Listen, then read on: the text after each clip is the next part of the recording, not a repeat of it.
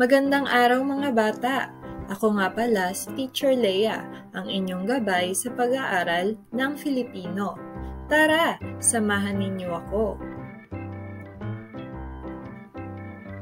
Module 9, Paglalarawan ng mga bagay, tao, hayop, pangyayari, at lugar. Ikatlong markahan.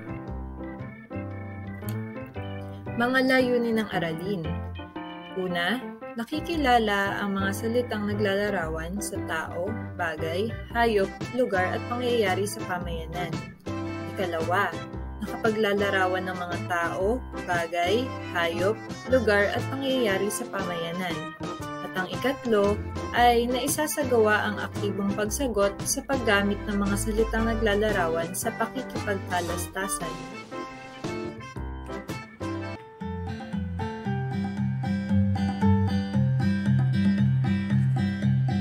Halina't makinig ng ating aralin, ang ating pandinig ay talasan natin, ang mapakikinggan ay tandaan natin, nang maging maunlad, kaalamang angkin. Wikang Filipino ay ating tuklasin, mga bahagi ng pananalita natin, pangalan, panghalip, pandiwa, panguri, pang-abay, pang-angkop, pang-ukol, pangatnig. Halina't makinig ng ating aralin, ang ating pandinig ay talasan natin, ang mapakikinggan ay tandaan natin, nang maging maunlad, kaalamang angkin. Wikang Filipino ay ating tuklasin, mga bahagi ng pananalita natin, pangalan, panghalip, pandiwa, panguri, pang-abay, pang-angkop, pang-ukol, pangatnig. Mga bahagi ng pananalita natin. Bago natin simulan ang ating pag-aaral, mayroon lamang akong ilang mga paalala sa pagsisimula ng ating klase. Una, siguraduhing malinis at nakaayos ang inyong home learning space. Ikalawa, ihanda ang mga kagamitan sa pag-aaral. Ikatlo, hingi ng gabay ng inyong mga magulang o nakatatanda sa paggamit ng kagamitang panteknolohiya. Ikaapat, ugaliing maghugas ng kamay. Ikalima, makinig ng mabuti sa ating aralin. At ang ika-anim ay isagawa ang mga gawain at makiisa. Ngayong nakahanda ka na, ay balikan muna natin ang nagdaang aralin. Mayroon akong ipapakitang mga larawan at sasabihin ninyo kung ano ang kanilang mga pangalan. Isulat ang inyong sagot sa comment box na matatagpuan sa ating FB group page ng Grade 1 Malinis. Mga bata, ano ang nasa larawan? Tama! Ito ay ina o nanay. Para sa ikalawang larawan, ito ay tama! Tabo. Ang ikatlong larawan ay tama! Manok. Ang ikaapat na larawan ay tama! Palaruan. At ang ikalimang larawan ay tama na naman! Araw ng pagtatapos. Ulitin natin. Ang pangalan, ito ay tumutukoy sa ngalan ng tao, bagay, hayop, pook o lugar at pangyayari. Dapat natin itong tandaan sapagkat ito ay palagi nating ginagamit. Meron ka bang mga kapatid o matalik na kaibigan na madalas mong makasama? Ano-ano ang mga napapansin mong pagkakapareho at pagkakaiba ninyo sa tuwing kayo ay magkasama? Type ang inyong mga sagot sa comment box na makikita sa ating FB group page ng Grade 1 Malinis. Gaya na lamang ng mga magkakapatid sa larawang ito, magkakaiba tayo ng mga katangian na tinataglay. May mga pagkakapareho at pagkakaiba man tayo sa anyo at pag-uugali, nararapat na pantay ang ating pagtingin sa bawat isa, sapagkat hindi lamang ito ang batayan upang tayo ay maging matagumpay sa ating lipunan. Dapat nating igalang at irespeto ang bawat individual sapagkat lahat ng katangiang mayroon tayo ay biyayang ipinagkakaloob sa atin ng ating Diyos na lumikha. Narito ang isang maikling kwento na isinulat ni Maria Carmilla Q. Macandog na may pamagat na Ang Munting Regalo. Sa maliit na bukid, nakatira ang dalawang magkapatid na sina Maria at Monica. Sila ay parehong maganda, ngunit marami din silang pagkakaiba. Si Maria ay maputi ang balat, may tuwid at mahabang buhok, singkit na mata at matangkad. Samantalang si Monica naman ay may kayumangging balat, kulot at maikli ang buhok, bilog ang mata at tandak. Araw ng Martes nang ipagdiwang ni Monica ang kanyang kaarawan. Malungkot siya dahil alam niyang walang kaibigan na darating. Laking gulat niya nang iabot ni Maria sa kanya ang regalo. Maligayang kaarawan, Monica! Sana ay magustuhan mo ang aking regalo. Nakangiting pagbati ni Maria sa kapatid. Labis ang kasiyahan niya nang makita ang regalong matagal na niyang gustong bilhin. Isang bagong bag na hugis puso, kulay pula at may disenyong 3 bulaklak. Naramdaman ni Monica ang tunay na pagmamahal at naisip na ang kapatid ang makakasama at tunay na kaaramay hanggang sa huli. Ngayong napakinggan ninyo ang kwento, ay mayroon akong ilang katanungan. Una, ilan ang magkapatid sa kwento? Tama, 2. Sino-sino ang magkapatid sa kwento? Tama, si Maria at si Monica. Saan nakatira ang magkapatid? Sa bukid. Paano inilarawan ang kanilang tirahan? Tama, maliit. Ano ang katangiang magkapareho sa magkapatid? Tama, maganda. Ano ang hugis ng bag na regalo kay Monica? Tama, puso. Ano ang kulay ng bag sa kwento? Tama na naman, ito ay kulay pula. Gamit ang Venn diagram ay isulat sa iyong sagutang papel ang mga pagkakapareho at pagkakaiba nila Maria at Monica.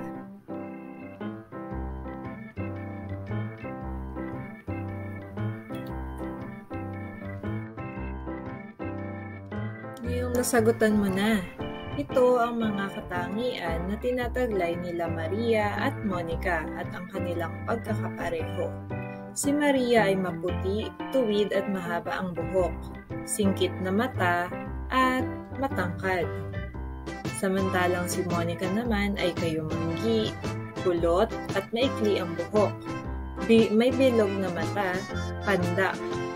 Samantalang ang kanilang pagkakapareho ay pareho silang maganda. Suriin natin ang mga sumusunod na pangungusap.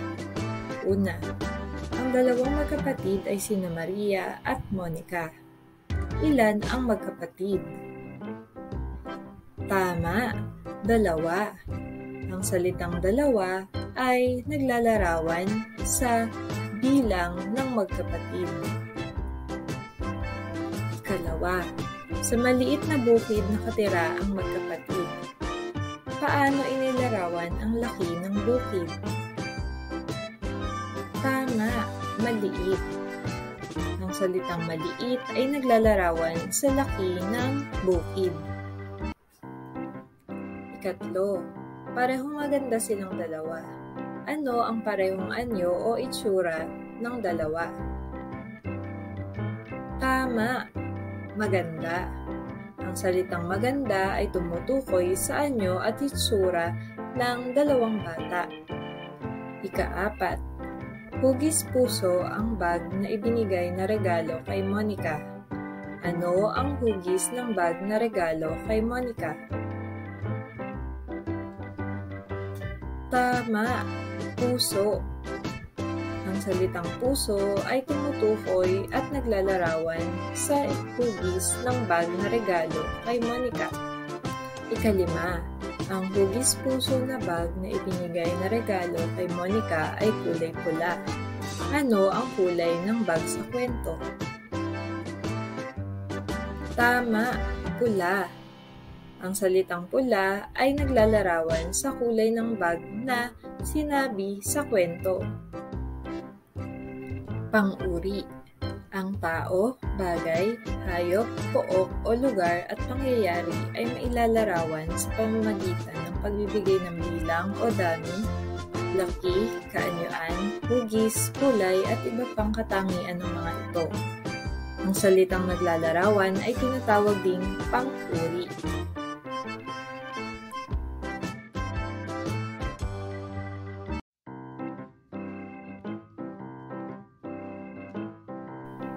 Gamit ang learning activity sheet na ginawa ng guro, ay sasagutan natin ang mga sumusunod. Ito ang panuto.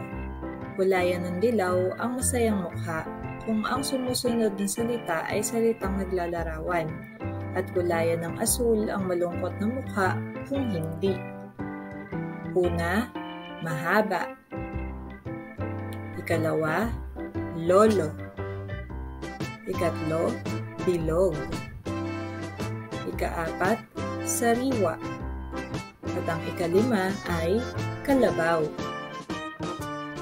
Mahusay! Nasagutan mo ng tama ang unang gawain.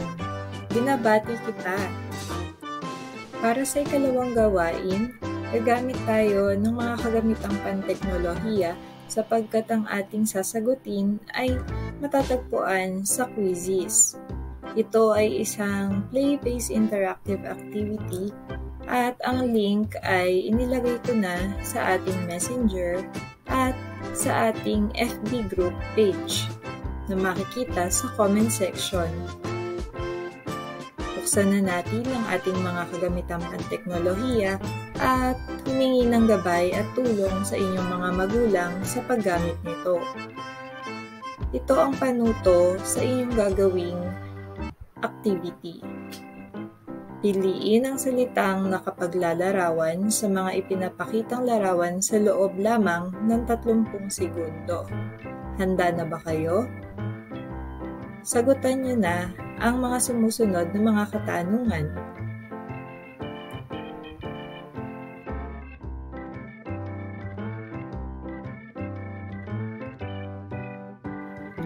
Para sa ikatlong gawain, sinusubok dito ang pag-unawa ninyo sa inyong binasang pangungusap.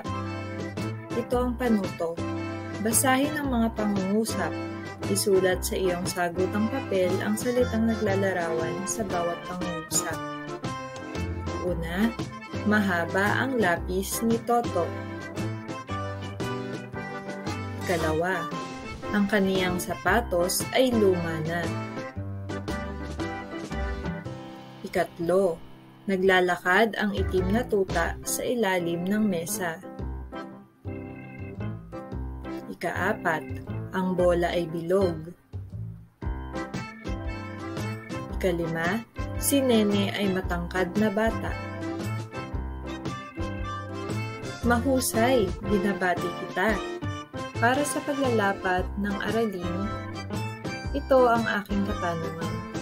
Mahalaga ba na malaman at mapag-aralan ang salitang naglalarawan o pang-uri? Bakit?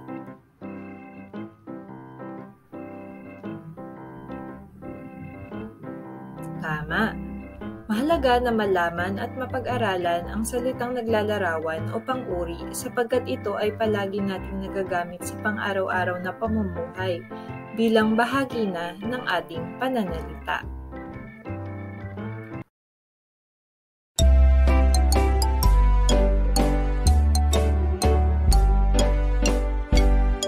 pang-uri ay mga salita na naglalarawan ng tao, bagay, hayop at lugar. Ang pang-uri ay mga salita na naglalarawan ng tao, bagay, hayop at lugar. Ang pang-uri ay mga salita na naglalarawan ng tao, bagay, hayop at lugar.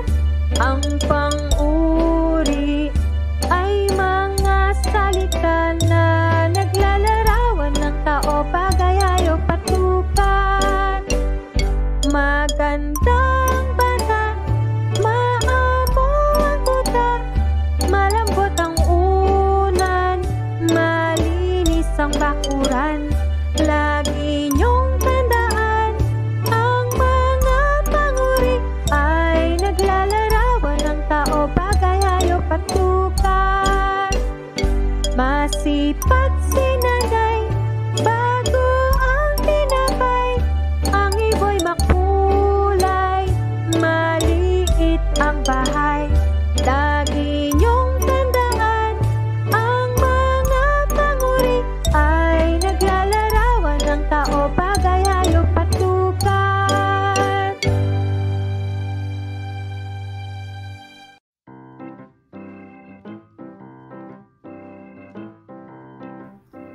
Para sa ating pagtataya, buksan ang inyong module sa pahina 10 at ito ang makikita sa panuto.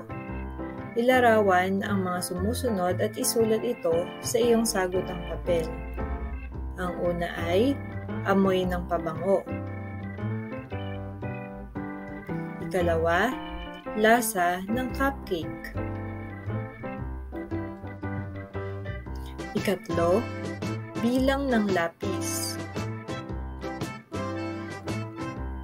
Ikaapat, kulay ng carrot. Ikalima, ilarawan ang saging.